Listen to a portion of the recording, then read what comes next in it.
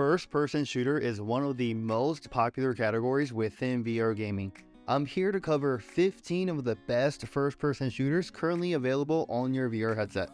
First on the list is everyone's favorite Battle Royale game in VR. Population 1 is deemed the king of Battle Royale in VR for a reason. The game features what you would expect from a Battle Royale game, while having high-quality game mechanics and experience that VR games sometimes tend to lack. Besides the typical Battle Royale mode, you also have access to Team Deathmatch, War mode that puts you in a 12v12 match, Legions mode, Metro Arena, Co-ops, Boss Battle, Training Park Practice, and a Social Hub. The game controls did take me a couple of hours to get used to, but after that, you'll be surprised how fast you'll be able to climb, fly, shoot, reload, and take power-ups naturally. The game also introduced sandbox mode recently, so if you're a creative player, you would be a huge asset to the community as other players will have a chance to play on whatever creation you come up with. The Steam VR version costs $19.99, and the Quest version of the game is currently free, so there's literally no reason not to try out this game. The next game is Onward, and this game is one of the classics when it comes to VR first-person shooters. One of the things Onward excels at is the interaction with the weapons feels tactical and immersive. When I say this, I'm talking about looking through the gun sights, even adding night vision on, in the process of throwing a grenade, and so on. You will definitely see this once you're in the game, and there's a lot of polishing the game developers did on the tactical aspects of the game. It's really satisfying to put down an opponent, especially in the game, because your communication and coordination with your teammates are needed to succeed. You have a list of game modes such as competitive PvP, co-op PvE, and solo game modes. You'll have crossplay fully supported with Quest players as well as PC VR players. The only thing I would like to see some improvements on is the graphics. The game is definitely showing its age, and I understand that VR games are still catching up with visuals compared to PC and console games, but I have seen games with much higher quality graphics currently available on VR. If you can accept and get over the visuals for the game, Onward is definitely a game a lot of FPS gamers will enjoy, as well as the hardcore military enthusiasts out there. If you're looking for something more fast-paced, Contractors will deliver the experience you're looking for. Here are a few of its game features. Custom content created by the community, game modes up to 16 players, competitive multiplayer as well as offline single-player missions, zombie survival mode, and of course, full crossplay functionality. Don't expect the best graphics relative to other games you might be used to, but it's actually one of the better shooting games available on VR when you're talking about the graphics or the visuals. Of course, the gameplay is top tier within VR, as it's one of the games covered in this video. You can safely think about this game as the Call of Duty representation within virtual reality space, simply because of the fast-paced tempo you experience within the game. The single-player missions are decent, but I do have to mention that this game is really fun, especially with friends. The game mechanic is extremely realistic with no shortcuts to reload or fire your weapon. You have detailed loadout options that affect your speed and health, and you have different options when it comes to game modes such as objective capture based missions, eliminating high value targets, and more. The game costs $19.99 at the time of this recording on Quest and Steam VR. A little change in scene from the multiplayer FPS games to the stealth based FPS game. We have Phantom Covert Ops on the list. As in any stealthy FPS game, your job as an agent is to stop the terrorists or something like that, right? The thing that makes this unique from any stealth-based shooter is that the entirety of the game is built around being in a tactical kayak, which looks like a regular kayak from Kayak Mirage, but it's in a camouflage pattern. Because you're in a kayak, you have everything that you could need with your arm's reach, such as a silenced pistol, sniper rifle, paddles, and a pair of binoculars. As not many of you watching are experts in VR kayaking, the controls will take some time to get used to. Not so much on how to paddle your boat, but more on the tactical side of stopping when you need to and adjusting for the appropriate speed without getting found by the enemy with a flashlight. If you're a game veteran and you're really good, I think you'll find this game pretty easy, as the enemies are not the best in detecting you even when you're somewhat close to them, but that doesn't take away from the fact that this game is really well polished as a VR stealth game. Getting into some other features of the game, I feel like I have to say this over and over, but don't expect the graphics from Kayak VR Mirage in this game. It's far from being the worst, but I just don't want to relay false hopes. There is a plus when it comes to replayability. The campaign will probably take you around 6 to 7 hours to complete, but at the end, each run will be scored on how stealthy, accurate, and quickly you completed the game. So if you like to 100% a game, there will be a good amount of replayability for you. With all of this said, I would be comfortable saying that this is one of the best FPS as well as the best stealth games available on VR right now. Phantom Covert Ops is available on Quest App Store for $29.99. Every game up to this point has been out for a little bit now, so let's cover one of the best VR FPS that was recently released in 2023. The Light Brigade is a roguelike game offering a great environment, up-to-par graphics, and great sound design. Just for comparison, the closest game that I could think of would be In Death Unchained, but in Light Brigade, it's not a bow and arrow shooter, but rather you'll have many different kinds of guns. There is a story attached to the game that I don't want to spoil, but to cover the background of the game, you are basically humanity's last hope. You'll be going around different battlegrounds, defeating the enemies and the bosses, unlocking upgrades and perks, and ultimately freeing the other Light Brigaders. One of the things that I really like about this game is that it's not trying to mimic the best real-life graphics in the game, but rather has its own sort of art style that fits very well with the graphics capability offered on a VR headset like the Quest 2. This kind of graphics really works well when implemented correctly in a VR game. The sound is another thing I mentioned at the start of this section. Soundtracks of the game are something you might not notice, especially when the game does it right, because it literally blends in so well with the gameplay, and it's something that I always appreciate. Going back to the gameplay, as you progress the game further, you'll unlock different types of classes to play, which change how you defeat the enemy. The boss fights are something that I also think players will enjoy. The difficulty has a good balance to it, and you'll have to move around tactically rather than just trying to gun them down. The game is available on Quest, Steam VR, and PSVR 2, all for $24.99. This is one of the best VR games all around that I don't see people talking about too often. Probably because it was released back in 2019, but it just shows you the quality of the game surviving the battle of time. The game is super hot VR, and this game makes you feel like a John Wick style action hero dodging bullets and fighting back at lightning speed that's of course slowed down so that you can see what's going on.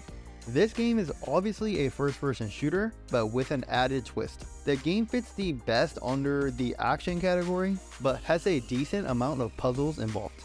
Within the game, you'll have to figure out how to put down all of the enemies without getting hit. The bullets will only take one hit to kill you, but as long as you don't move, you'll have enough time to decide how to dodge the bullets and clear the level. To clear the level, you'll have a lot of different options for an attack, such as shooting, stabbing, punching, and even using your mind. The way the enemy shatters when they die is pretty satisfying.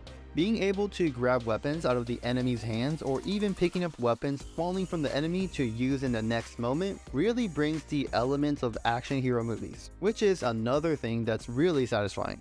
There's not much storytelling in the game, and just like how I mentioned in the Light Brigade, Superhot has its own style of graphics that blends in with the gameplay, and it's well polished. Accounting for the unique gameplay this game brings to the VR space, this is a must play for anyone looking for the next VR shooter to play. The only thing I do want to point out is that you'll probably be able to complete the campaign in about 2 to 3 hours.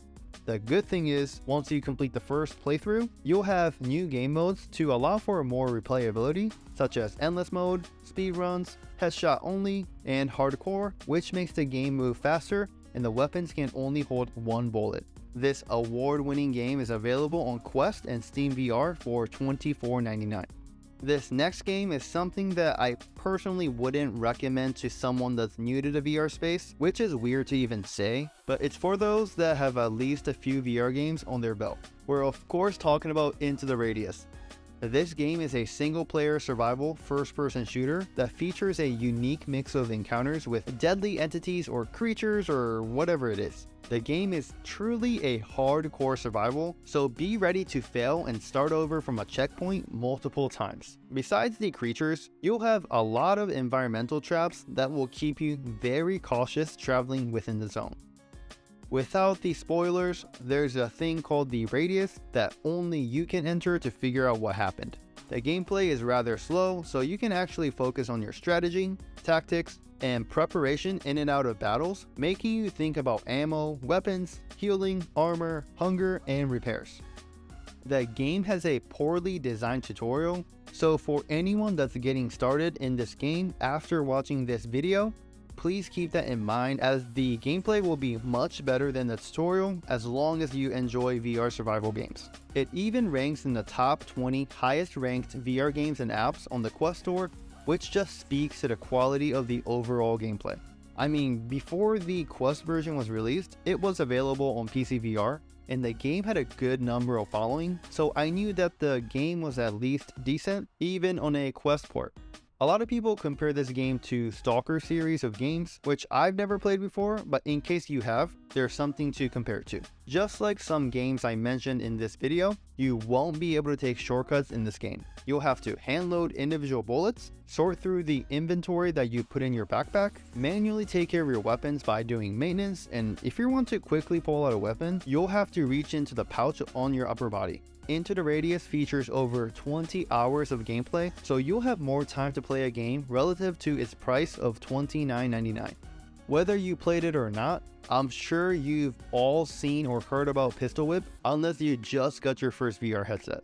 Pistol Whip is another one of those VR classics that still remains strong in 2023. It combines the elements of both a first-person shooter as well as a music rhythm game to make you feel like you're the star actor in an action movie. Once you enter one of the over 30 handcrafted levels, your character will move forward as you stand still. You will have a pistol in your hand to shoot down the enemy that comes on your screen. The enemies are not gonna just sit there to be shot at. You'll have enemies that will shoot back, and you either shoot them before you get shot or move around to avoid getting shot at. You don't physically walk around in a given space in real life, but there will be a good amount of movement while you're standing, and it caught me by surprise how intense it could be. There are two main ways you can play the same level. First is that you will gun down any enemy that you see right away to maximize the chances of your survival. This way is really fun, but if you're feeling the music and up for the challenge, you can shoot your guns on beat with the music, which just feels better, and you also get more points. The concept of the gameplay doesn't change throughout the game, so it may feel very repetitive from time to time. In order to change things up, you'll have customizable options such as changing out your weapons for the looks and how it sounds, and playing around with different modifiers to increase or lower the difficulty of the levels. Having options like enabling Deadeye, which makes it much harder to shoot accurately, brings in the challenge and the replayability for those that like to fully beat the game while making it challenging. The game studio is constantly pushing out new updates, and in 2023, the PC VR version will get the official community supported mod tools, which will just expand the game on a massive scale. Pistol Whip is available on all major VR platforms for $29.99. For the next 3 sections, I'll be combining 2 games into one section since the games are in series. For this section, I'm going into Boneworks and Bone Lab. There are differences between the 2 games, but I'll be covering the general things that apply to both games for the purposes of this video. The games can be categorized under physics-based VR sandbox games. The attention to detail by the game studio for both of these games are actually insane. Every single object in the game can be interacted in its own way, and it feels like each item has its own unique way to it. Boneworks has a solid and structured campaign, while Bone Lab just doesn't, but the storytelling isn't the primary purpose of a sandbox game, so just keep that in mind.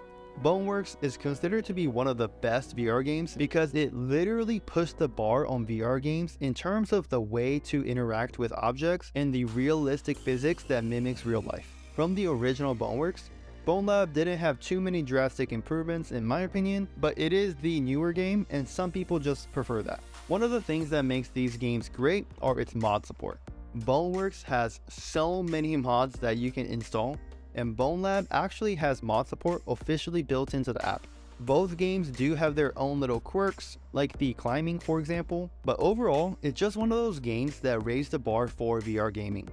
There's a reason why Boneworks is considered to be one of the best, while BoneLab continues to be in the top-selling category within the Quest App Store. Boneworks is available through Steam VR, and BoneLab is available on Steam VR as well as on the Quest platform. If you're a fan of the Walking Dead TV series, this is a no-brainer for you. The Walking Dead Saints and Sinners and its sequel, in Chapter 2, offers one of the best zombie games on VR right now. The story is simple. You play as the tourist, a survivor who seems to be immune to the virus that everyone else look and act like this. You'll play alongside two factions that are at civil war against one another. The games on this list are obviously the best in their category, but Saints and Sinners also delivers the survival exploration first-person shooter game with a good narrative. The choices you make will define who you are in the game, so there's always a level of risk and reward for the choices you make within the game. Another thing that I appreciate is that you'll have anywhere from 15 to 20 hours of campaign, which you don't see too often within VR games. One of the cool things about this game is that you only have a limited amount of time each day until the bells ring for the city, and once the night hits, the city will be flooded with the undead. Just like any great survival game, you only have a limited amount of inventory space and your weapons break, making you find more resources to craft new weapons. You also have a limited stamina system, so if you run out of stamina, you'll be unable to do basic things for survival like running away, swinging, and you're just overall slow. Once you get the sequel, Chapter 2, you'll continue on this zombie-filled story 3 months after where the original game ends, with more places to explore and survive through. The Saints and Sinners game series is another one of those that usually makes all of the best VR games list, so something that you should look into if you're a fan of this genre. Both of these games are either already available on major VR platforms, or in the case of Chapter 2, coming soon to all major platforms. Resident Evil 4 is considered to be one of the best Resident Evil games ever made. It's also one of the best FPS games in VR. This game was actually one of the first games I ever played on VR, and I was hooked. The VR implementation of the game is smooth, and the game devs actually took the time to make this into a VR game, not a game that simply got ported into VR. What I mean is that Resident Evil 4 wasn't produced to be a VR game when it originally came out in 2005. The game studio took the time to make it an amazing VR game, which is something that I really appreciate. Resident Evil 4 wasn't the scariest game within the series, but VR added an element of surprise that you get to see in first person. Moving on to Resident Evil Village, this game is much scarier compared to Resident Evil 4, well, at least I thought. It may be the fact that since Resident Evil Village is available on PSVR 2 with better visuals in the haptic system offered on the headset, which adds to the immersion of these games. My guess is that more people have played Resident Evil 4 than Village, but if you enjoyed 4, you'll probably enjoy Village just as much or even more because of the increased immersion. If you're a fan of horror games or simply a fan of the Resident Evil series, these two games are must-plays in my book. Resident Evil 4 is available on Quest, and Village is available on PSVR 2. Pavlov VR is one of those games that a lot of players think about when it comes to VR FPS. There was already a dedicated fanbase to the game through the PC VR and Quest versions of the game, and now with the PSVR 2 version, it added a deeper immersion to the game. The gameplay itself is inspired by popular titles like Counter-Strike and Call of Duty that a lot of gamers grew up playing.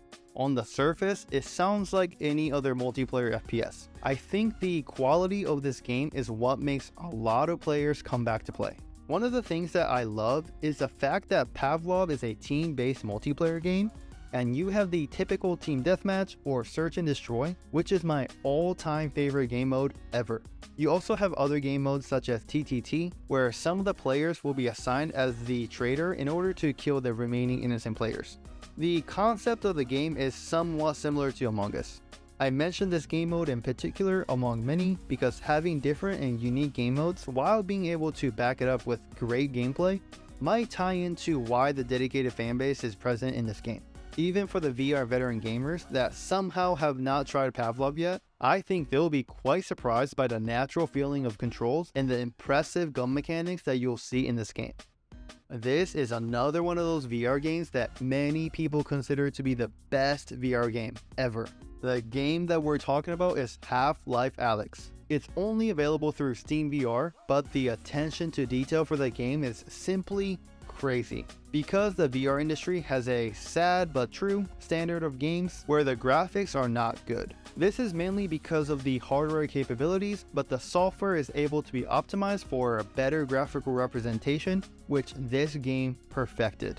I won't spoil any part of the story, as you should experience this 15-hour campaign yourself. Some of the things that you'll do are combat and puzzle solving. This coverage was the shortest section within all games, but I wanted to keep it short so that you can go experience it yourself. You do need a PC and a headset that supports Steam VR, and if you do, the game is available for $59.99. Guardian Frontline is a new VR FPS that was recently released in March 2023.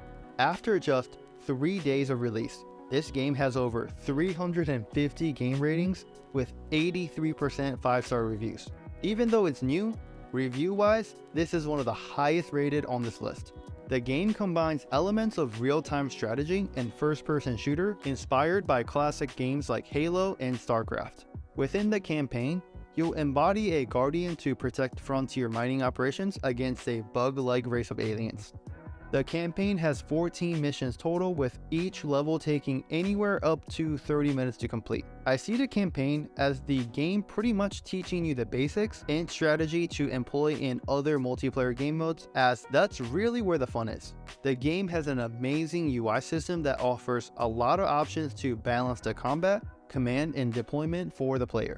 The most interesting part about this game is the map editor available to you once you complete the campaign. This allows any player with creativity to create the maps that people will get to play on. The map editor is surprisingly detailed, and you can even create maps with your friends. Guardian Frontline is something unique that I haven't seen in VR, and if you're a fan of FPS and RTS, for both the technical and the tactical experience, this game is available to you on Quest and Steam VR for $24.99. Don't click off the video yet, as there are many promising games coming out in 2023. This section will cover VR FPS games that are yet to release at the time of this recording, but will be in the future. Depending on when you're watching this, the game might be released already, so definitely go check them out as well. First, we have Firewall Ultra for PSVR 2. This will be an exclusive title for PSVR 2, but promises to take advantage of the newest technology features offered through the headset. The Gambit is a FPS game that promises a campaign that will take over 20 hours, 4-person co-op missions, as well as FPS multiplayer action similar to the games we've covered on this list. Vertigo 2 takes place in an alien world filled with dangers you've never seen before. This is a single-player game packed with action and adventure. Vertigo 2 will be released on Quest 2 and PC VR on March 30th, 2023.